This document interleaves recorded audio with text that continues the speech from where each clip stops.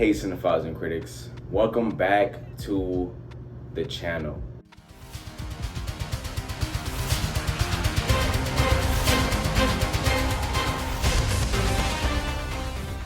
Today I watched the finale for as a certified Invincible hater.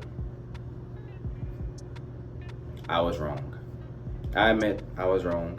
It's just all the Twitter, all the TikTok I see, the fanboys, the comic readers, they hype this show up so fucking much, man. It's like they put this show on levels of Spider-Man and Batman comics, right? Like this shit's the peakest thing ever, bro. And I'm like, while I was watching, I'm like, it's not that good.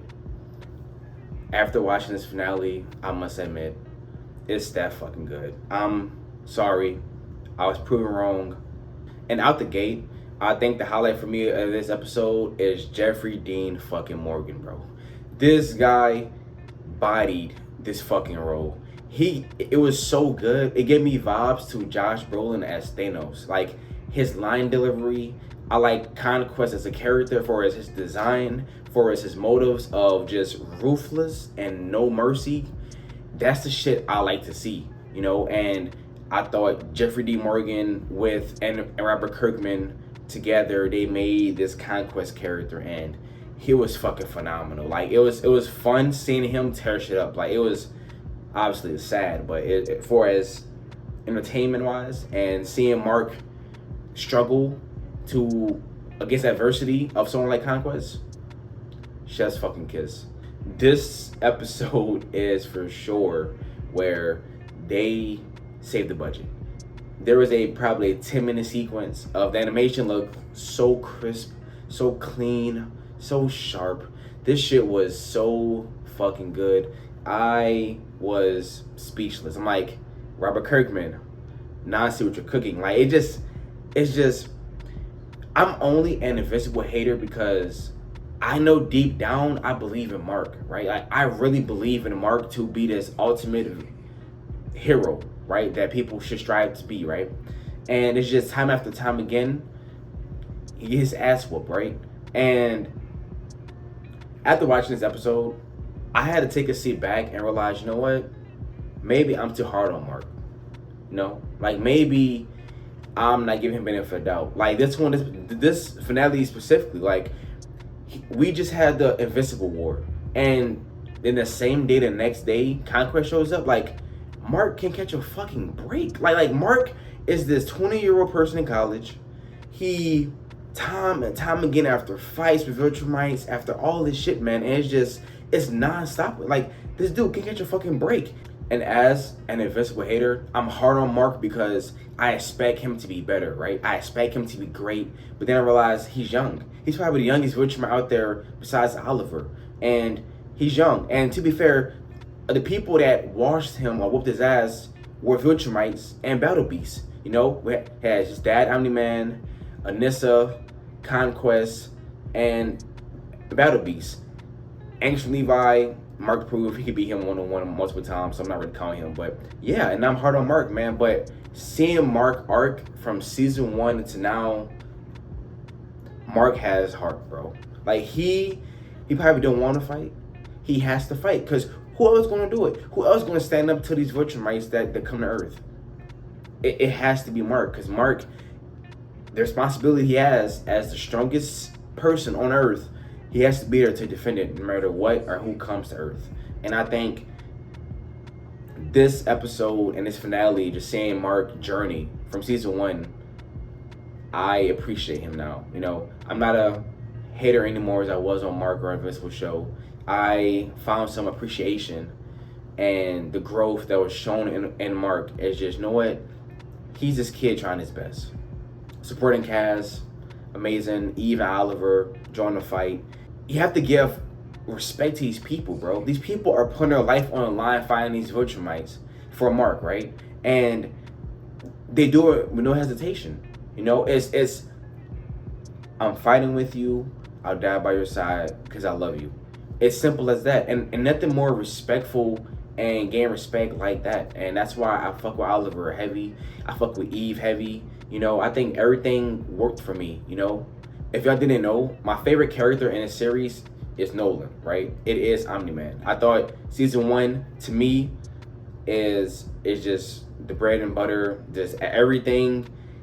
That shit was damn near perfect, And me not seeing Nolan this episode like at all, I was initially upset. I'm like, damn, like I want to see Nolan, But then I realized, you know what? The show is called. I'm actually very, very happy Nolan didn't come and save Invincible, because people like me, the Invincible haters, or people that read the comics, or people that's fans of Mark, right, want to see Mark do things on his own, right, without Nolan holding his hand. We want to see Mark do things and save people without the help of his dad, right? Because he had to separate himself from Omni-Man. He has to become this hero that Earth sees as a actual hero. And I think the right step was for Nolan not to come in and help. I thought that was actually brilliant for as Mark's journey. And I admit, at first I wasn't a fan of that because I'm biased. I love Nolan, I love Omni-Man, but I could dig it. I could dig it. This season overall, for me, it was way better than season 2. Season 1 and this season, it's kind of wishy-washy, because season 1 had the compelling narrative of Nolan, right, being his dad, and that finale and that episode 1 of that show, it just hooks you, right? It just compels you. This episode, it is top 2 episodes for me. It's either this or the finale of season 1. Some people right now is recently biased. They're saying that this episode is the best one. No arguments here. It probably is. I'm just a Omni-Man fan, So maybe I'm biased, but I thought episode 8 of season 1 had that compelling nature of the Mark and Omni-Man fight of that's his dad, man. And Mark just sitting here taking this beating and not giving up. And that's what I'm saying, like, bro, Mark arc is something you have to commend. It's clever for Mark, man. Like, Mark, this guy been through a lot, bro. He's been through too much, bro. The world is on his shoulders. The responsibility this man has just for being a fucking Vegemite, bro. This man got licks on his head. He got bonus on his head. This man got drama following him from different planets. Like, this dude, Mark, just because he's a Vegemite, just because his dad is Omni-Man, the amount of pressure and responsibility this dude has is unmatched, man. So that's why, as of today, I am no longer an Invincible hater. I'm not saying I'm an Invincible stan. I'm being authentic here, but I'm definitely a appreciator. I'm someone now who appreciates Invincible as a show and Mark Grayson as a character, and he has my respect. He did what he had to do to protect his family and loved ones, and that's all you can ask from him. And I thought it was great. And as far as season 4, I can't wait for next year. I'm excited. I'm anticipating it now. I'm so excited to where I might buy comic books to see what happens next. I might spoil myself just because now it's interesting, right? Now the story is interesting, and I think it works. The show works. And thanks to Robert Kirkman, to Stephen Yeun, Jeffrey D. Morgan, all the talent involved that made this show work. And I cannot wait. If y'all have similar opinions or different thoughts about this show and the finale, please share it down below. But I thought this finale nailed it. They stuck the landing, and I cannot wait for the next one. This is my review. Thanks for watching.